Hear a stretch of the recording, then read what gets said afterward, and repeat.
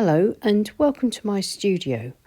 It's Lois here from Lois and Morgana Davidson Art, and today I'm going to be sharing this studio vlog where I paint this atmospheric sunset scene with a figure gazing out over the light sparkling on the water as the day draws to a close.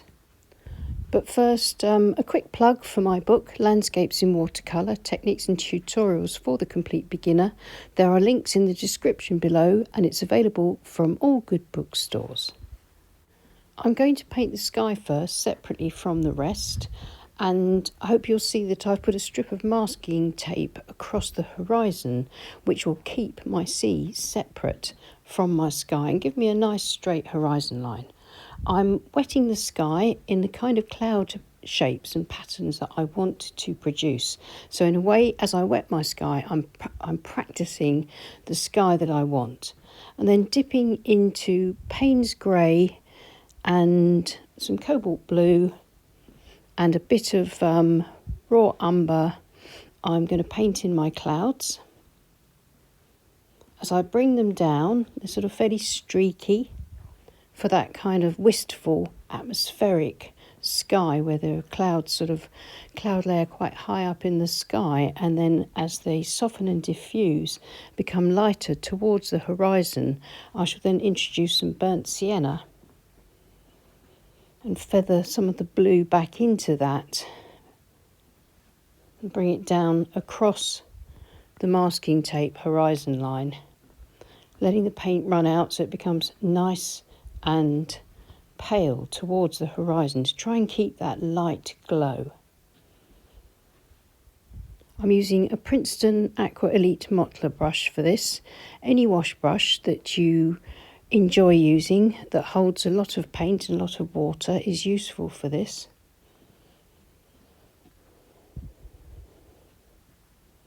Just mopping up any sort of little runs of water as I go, and then just adding a bit of the blue in through the burnt sienna, so I'm integrating my sunset and my sky. And that's it for my sky. Quickly remove the masking tape so there's no time for paint to kind of absorb or creep in under it. And that's the sky done. Now I'm going to quickly sort of put in my cliff top where I'm going to have my figure standing looking out to sea. Using the same brush, and this time I'm using a mixture of Payne's grey, cobalt blue and raw umber again, and I'm bringing across the sort of the shapes of the landscape, sort of rocky outcrops of the top of the cliff.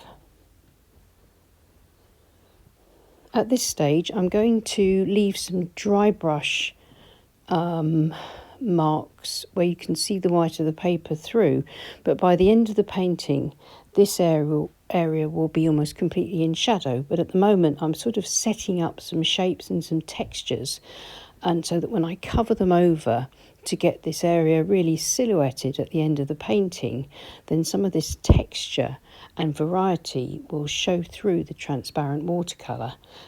So it won't just be a big dark sort of mass at the end.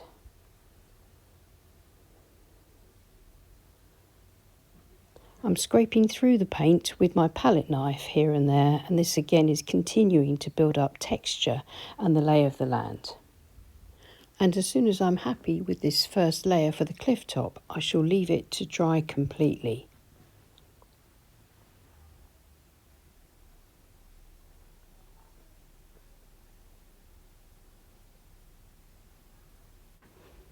So here's the dry painting. You can see that I've put a strip of masking tape, this time above the sea, so it's protecting the sky, and I'm going to try to put some dry brush strokes across the water, horizontal brush strokes with my size 14 Escoda Perla brush, and a mixture of burnt sienna and some raw umber, and again using the Payne's grey.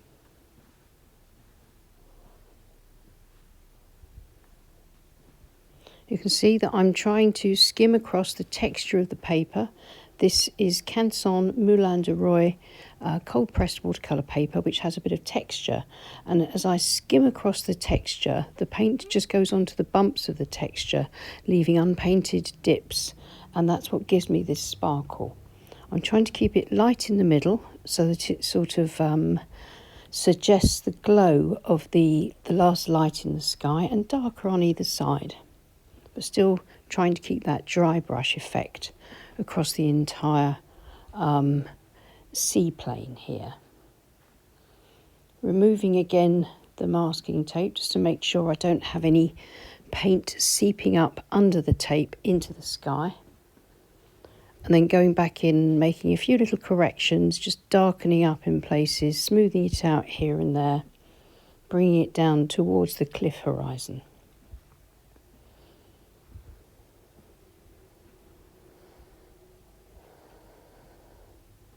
Using a really sort of light touch, as I say, to maintain enough of that sparkle to carry this kind of image of light gleaming off the water. And now I'm going to put a glaze of burnt sienna across the cliff top. This just warms it up in places and goes over the dry brush and adds some colour. This needs to dry completely before I add the figure. So the figure is the main event, and I want to keep it simple and keep the figure silhouetted in a sort of position of contemplation, looking out to sea and considering new horizons. I want it to sort of feel quite an optimistic painting. So I'm starting off, I've judged where I want my figure's head to be in relation to the amount of space that I've got here.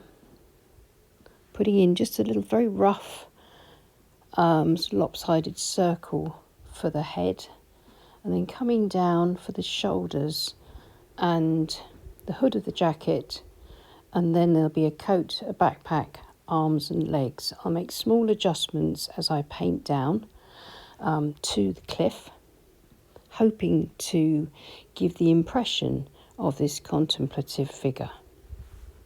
I'm using my small calligraphy brush with a good point for this, but any small brush that holds a lot of paint and has a good point is really good for these kinds of jobs.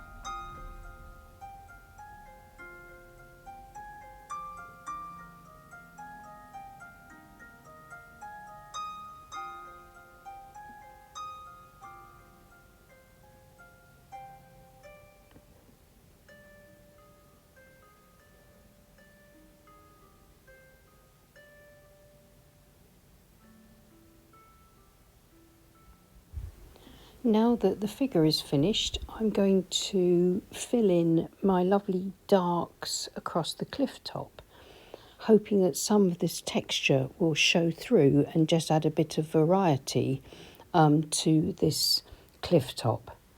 By darkening up the cliff top like this, it links the figure into the scene and keeps things very much in the foreground and pushes the sea and the sky back into the distance so that we see the figure looking out over the sea.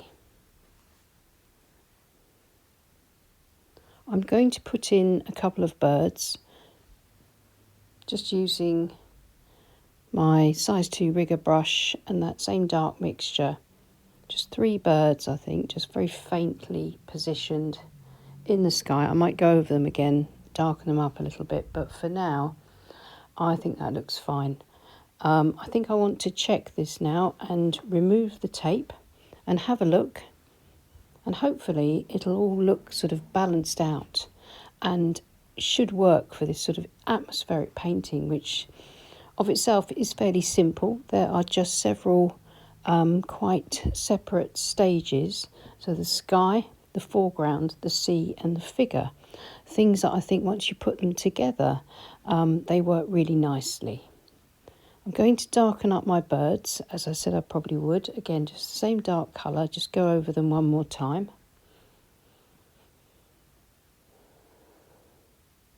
And they become the point of interest that the figure is watching, flying up over the sea, about to pass overhead. This is a small mop brush. I'm just dampening off that dark cloud, top left, and then just lifting off a little bit of paint, softening it back, just to remove any sort of hard lines there so that there's no distractions. And I'll just do the same over on that very blue patch. Just soften it back a little.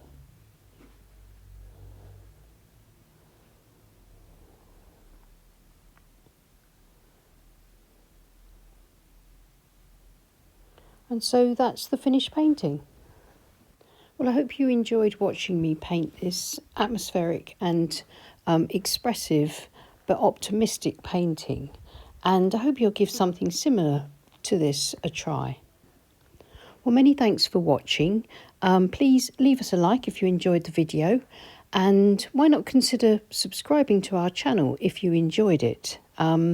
It's free to do, and it means that the YouTube algorithm will sort of be informed that people are interested in watching our videos and push them out to more people, which is always good. So thank you so much again, and thank you very much to everyone that supports this channel on Patreon. And it's our Patreon supporters that enable us to put out this free content here for you on YouTube. And so if you'd like to support the channel, then please follow either of the links below. Many thanks again, take care and happy painting. Bye.